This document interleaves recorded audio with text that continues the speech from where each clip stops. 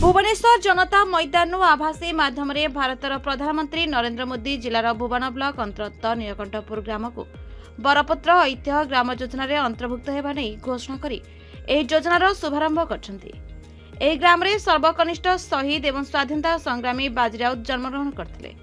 से मात्र 12 वर्ष बयस इंग्रेज सैनिकों गुड़ी शहीद होते। स्मृति और बलिदान ग्राम को योजन अंतर्भुक्त कराई। कार्यक्रम में जिला स्तर में जिलापाल सोमेश कुमार उपाध्याय, जिला परिषद मुख्य उन्नयन तथा निर्वाही अधिकारी दीप्तिरंजन सेठी, भुवनेश्वर ब्लॉक उन्नयन अधिकारी आयुषी महापात्र, नीलकंठपुर ग्रामर अधिवासी जोग देते।